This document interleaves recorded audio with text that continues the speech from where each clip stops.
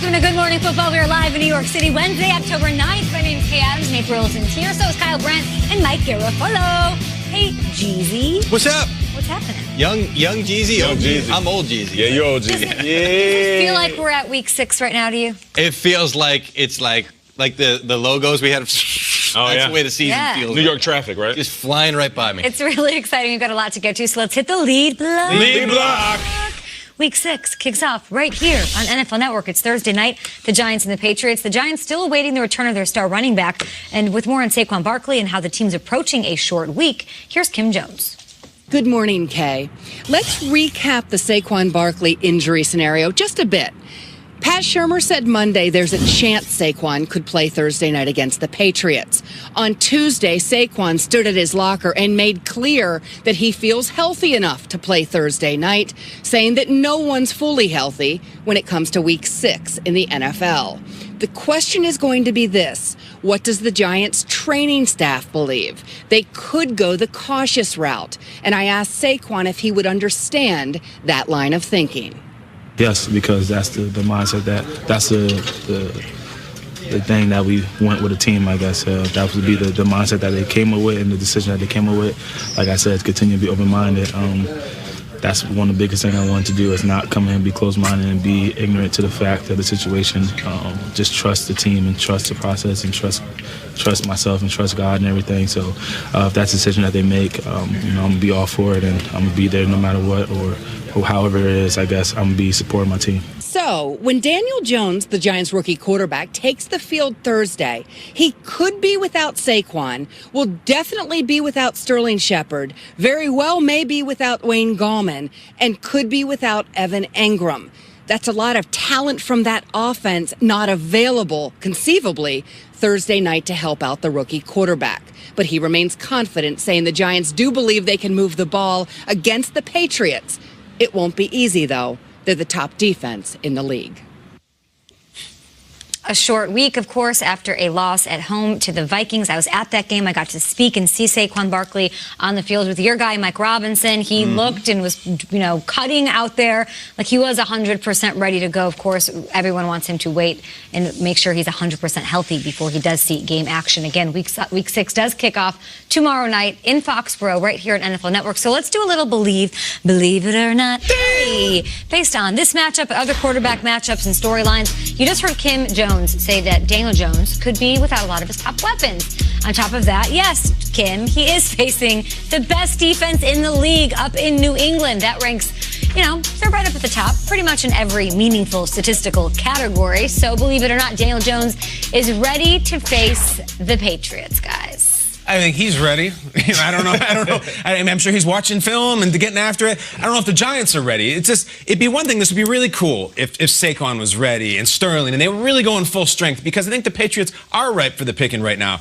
But these Giants are going out there, guys. We may see Jonathan Hilliman, undrafted rookie from Rutgers, 2 wide receivers named Cody, a tight end named Rhett. I mean, Cody, Rhett, Jonathan, and Daniel. It's like I'm back at the Beta House on the ice luge. Like, I don't know if that team is taking out the Patriots. What do you mean they're ripe for the picking? They haven't looked good, and their offense isn't playing well. And they were up 12-7 on the Redskins last week at halftime, the worst team in the league. They're not going to go 16-0. They're going to lose a few games. It's going to come soon. They're not great right now, certainly on offense.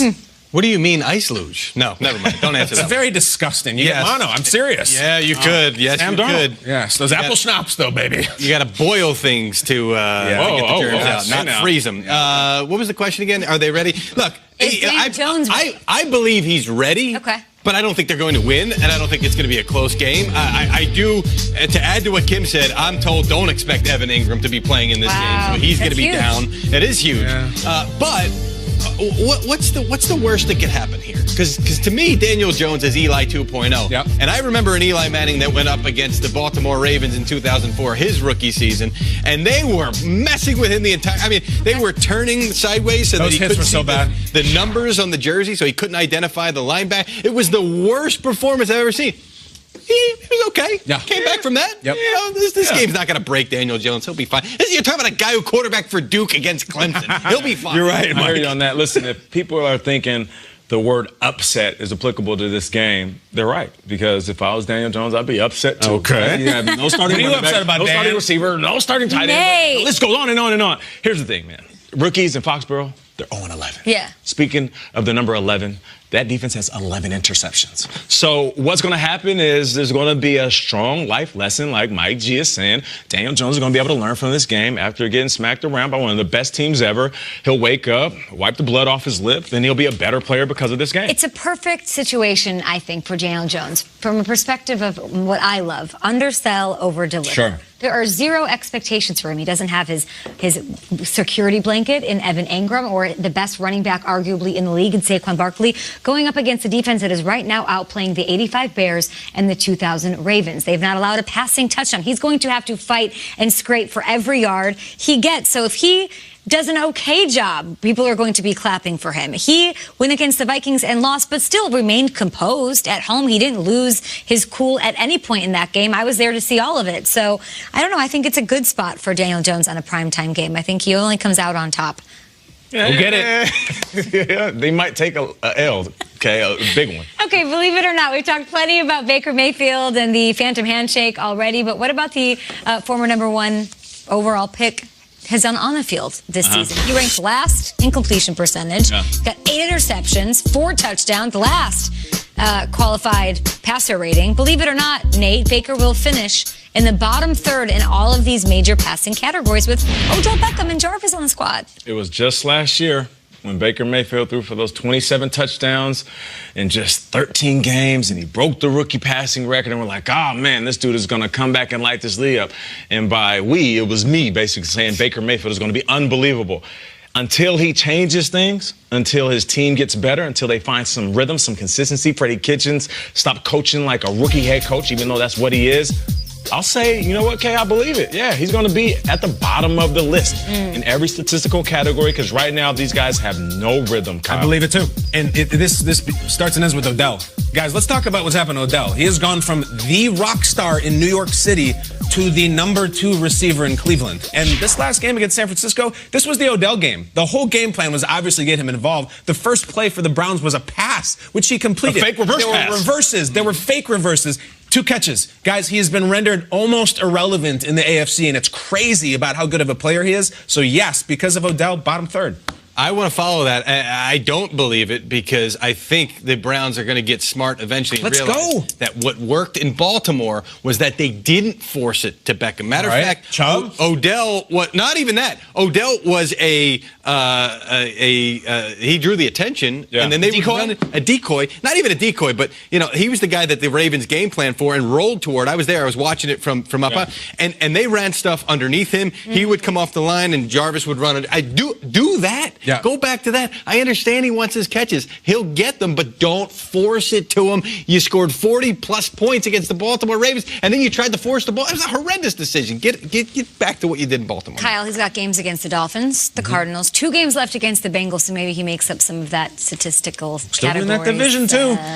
In those matchups. Okay, moving on here. Believe it or not, quarterbacks edition. The past 2 weeks have been really rough for Patrick Mahomes. 1 touchdown pass. The Chiefs suffered their first loss of the season as well. Mahomes currently is behind his MVP pace from last season. Oh, okay, music. Hey now. Believe it or not, Patrick Mahomes, Mike, will finish with more touchdown passes than last season. Yeah, I'm going to go not. And I think that they need to play a different style of offense, too, to help out their defense. Slow the game down a little bit. Play a little bit more ball control. Don't try and light the world on fire. So I'm just going to say that it's just the pace last year was just ridiculous. He's hampered a little bit by that ankle. I know I keep talking about that, but if that's going to affect his mobility, that's going to affect his effectiveness as well. Agreed. I believe that game 2 weeks ago versus the Lions said a lot about this offense. For him not to throw a touchdown and them have 3 rushing touchdowns, it showed them that they can win games without lighting up the scoreboard, so I'm going to say no.